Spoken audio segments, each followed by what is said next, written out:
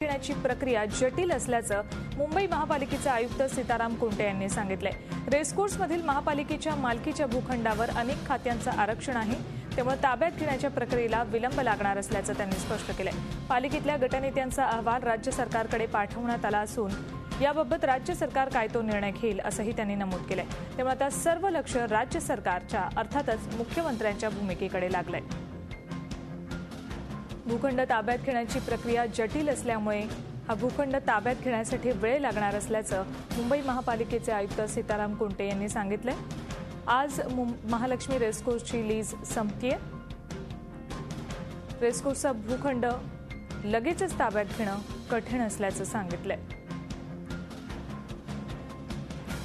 Racecourse दोन्हीवर पसरलेला आहे आणि दोन्ही जागेवर हेरिटेजचा टॅग आहे, त्याच्यामुळे एकदम एखादा निर्णय घेणं म्हणजे काय, ते मागे घेणं, त्यातले स्ट्रक्चर गाठवणं, ते पूर्ण मोकळं करणं, त्याची काय ओपन स्पेस जे काही डेव्हलपमेंट करायची ते या सगळ्याला ह्या अडचणी आहेत। हेरिटेज टॅग आहे, CRZ आहे, सगळ्या गोष्टी, म्हणून आज त्यावर निश्चित भाष्य करणं शक्य नाही।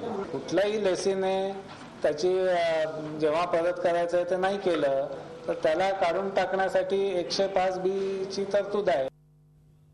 या संदर्भातली अधिक माहिती घेऊयात आमचे प्रतिनिधी हेमंत बिर्जे यांच्याकडून। हेमंत, हा भूखंड ताब्यात घ्यायला वेळ लागणार आहे असं आयुक्तांनी सांगितलेलं आहे, पण मुख्यमंत्री नेमकी आता काय भूमिका घेतात याकडे सुद्धा सगळ्यांचं लक्ष लागलंय।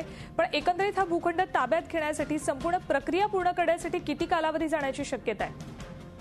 सुवर्णा, या अगोदर लीज संपली होती आणि त्यावेळेला पण 1994 साली लीज संपली होती। आयुक्तांनी सांगितलं आजच्या प्रेस कॉन्फरन्समध्ये की 1994 मध्ये पण लीज आणि त्यानंतर 2004 मध्ये ही प्रक्रिया पूर्ण केली होती।